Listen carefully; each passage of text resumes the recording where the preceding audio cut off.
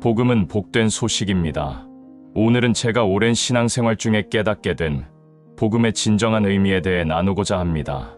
혹시 여러분은 복음이라는 단어를 들으면 무엇이 떠오르시나요? 복음, 즉 good news, 복된 소식이라는 뜻입니다. 그런데 과연 우리는 이 복음을 진정 복된 소식으로 받아들이고 있을까요? 몇 년 전 대통령을 포함한 많은 나라 지도자들이 모인 한 국가적 기도회에서 있었던 일이 사회적으로 큰 논란이 되었습니다. 한 목회자께서 통성기도를 제안하며 이렇게 말씀하셨습니다. 우리의 죄의 고백을 기뻐하시는, 진정으로 원하시는 하나님 앞에 죄인으로서 기도합시다. 그리고 논란이 일자 이렇게 해명하셨죠. 신앙적인 면에서 보면 하나님 앞에 누구나 죄인이고 평등합니다. 얼핏 들으면 매우 겸손하고 경건한 말씀처럼 들립니다. 저도 오랫동안 이것이 당연한 신앙의 자세라고 생각했었습니다. 불교계의 큰 스승이신 성철 스님께서 돌아가시기 전 남기신 열반송을 보면 이런 구절이 있습니다. 일생 동안 남녀의 무리를 속여서 하늘 넘치는 죄업은 수미산을 지나친다. 산채로 무간지옥에 떨어져서 그 한이 만 갈래나 되는데 둥근 한 수레바퀴 불금을 내뿜으며 푸른 산에 걸렸도다. 저는 불교 신자는 아니지만 성철 스님을 존경합니다. 평생 마음 공부를 하신 분답게 자신이 얼마나 깊은 죄인인지를 깨우치신 분입니다. 많은 사람들이 피상적으로만 자신이 죄인이라고 말합니다. 하지만 간음 중에 잡혀 죽게 된 여인이 바로 나라는 것, 십자가에 달린 강도가 바로 나라는 것을 진정으로 깨닫는 사람은 드뭅니다.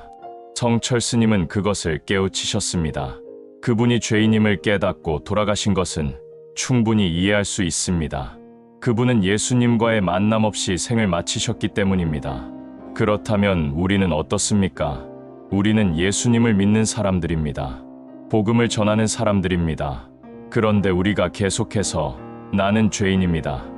우리의 죄를 고백해야 합니다 라고만 말한다면 예수님은 도대체 무슨 일을 하신 분일까요?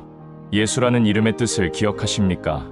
마태복음 1장 21절에 이렇게 기록되어 있습니다. 아들을 낳으리니 이름을 예수라 하라. 이는 그가 자기 백성을 그들의 죄에서 구원할 자이심이라. 예수님의 이름 자체가 자기 백성을 그들의 죄에서 구원할 자라는 뜻입니다.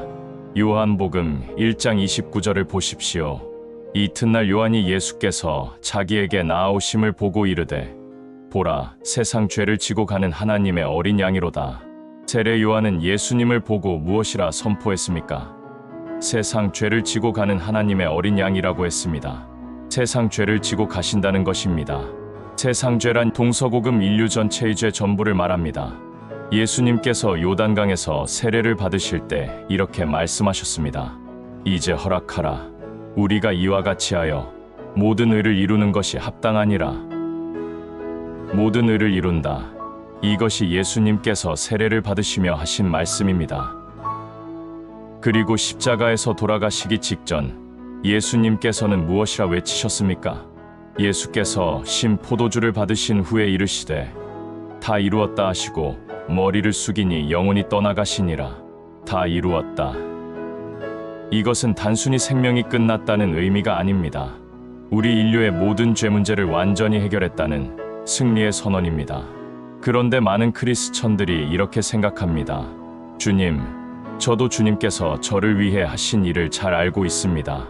하지만 아무리 그래도 제 마음속을 보면 죄가 시꺼먼데 어떻게 제가 감히 죄가 없이 거룩하게 되었다고 할 수 있겠습니까? 일요일마다 예배를 드리고 기도하면서 지난주의 죄를 용서해달라고 빌어야 하지 않을까요? 그래야 마음이 편안해지는 것 아닙니까? 그런데 성경은 뭐라고 말합니까? 또 그들의 죄와 그들의 불법을 내가 다시 기억하지 아니하리라 하셨으니 이것들을 사하셨은즉 다시 죄를 위하여 제사 드릴 것이 없느니라. 하나님께서는 우리의 죄를 다시 기억하지 않으신다고 하십니다. 그리고 다시 죄를 위하여 제사 드릴 것이 없다고 분명히 말씀하십니다. 어떤 분들은 이렇게 말씀하십니다. 예수님께서 우리의 원죄는 가져가셨지만 자범죄는 우리가 노력해서 씻어야 하는 것 아닙니까? 하지만 성경 어디를 찾아봐도 원죄와 자범죄를 구분하는 구절은 없습니다. 이것은 중세시대 교회가 만들어낸 개념입니다. 중세시대에는 교인들이 성경을 읽지 못하게 했습니다. 어려운 라틴어 성경을 성직자들만 독점했죠. 그래서 사람들은 예수님께서 우리를 위해 무슨 일을 하셨는지 알지 못했습니다. 죄를 사함받기 위해 온갖 고행을 해야 했고 면죄부까지 사야 했습니다. 이것이 바로 종교개혁이 일어난 이유입니다. 하나님의 일에 우리의 도움이 필요할까요? 예수님께서 우리의 죄를 씻는 일에 우리 인간의 도움이 필요했을까요? 전혀 필요하지 않았습니다. 그리고 이미 완벽하게 다 해결하셨습니다. 하나님께서 일하실 때 우리 인간의 도움은 털끝만큼도 필요하지 않습니다. 오히려 우리는 우리의 죄를 씻을 털끝만큼의 능력도 없는 존재입니다. 그렇다면 진정한 복음은 무엇입니까? 우리가 죄인이라는 사실이 복음이 아닙니다. 우리가 죄인이라는 것은 이미 알고 있는 사실입니다. 진정한 복음은 예수님께서 우리의 모든 죄를 완전히 해결하셨다는 것입니다. 복음은 나는 죄인입니다가 아니라 예수님께서 나의 모든 죄를 사하셨습니다입니다. 복음은 하나님께 죄를 고백해야 합니다가 아니라 예수님의 피로 이미 모든 죄가 씻겼습니다입니다. 계속해서 나는 죄인입니다. 죄를 용서해 주십시오라고만 말하는 것은 어떤 의미일까요? 이것은 예수님께서 십자가에서 다 이루었다고 외치신 그 완전한 구원의 역사를 부정하는 것입니다.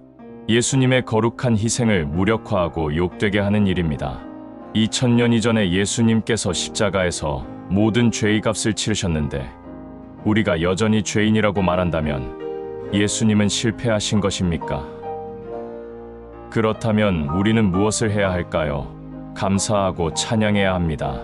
예수님께서 이미 완성하신 그 완전한 구원을 감사함으로 받아들여야 합니다. 죄 사함을 구하는 기도가 아니라 이미 받은 완전한 죄 사함을 감사하는 기도를 드려야 합니다. 주님, 저를 용서해 주세요가 아니라 주님, 저를 완전히 용서해 주셔서 감사합니다. 저는 죄인입니다가 아니라 주님께서 저를 의롭다 하셨습니다. 이것이 진정한 복음에 대한 반응입니다. 사랑하는 여러분, 복음은 정말 복된 소식입니다. 굿뉴스입니다. 우리가 여전히 죄인이라는 것은 복된 소식이 아닙니다. 그것은 슬픈 소식입니다. 진정한 복된 소식은 예수님께서 우리의 모든 죄를 완전히 해결하셨다는 것입니다. 더 이상 사단이 원하는 대로 죄의식에 눌려 살 필요가 없습니다. 더 이상 죄 용서를 구하며 불안해할 필요가 없습니다. 예수님께서 이미 다 이루었다고 선포하셨습니다. 이 완전한 구원을 믿고 감사하며 기쁨으로 살아가시길 바랍니다. 시청해 주셔서 감사합니다. 이 영상이 도움이 되셨다면 구독과 좋아요 부탁드립니다. 여러분의 생각과 의견도 댓글로 나눠주시면 감사하겠습니다.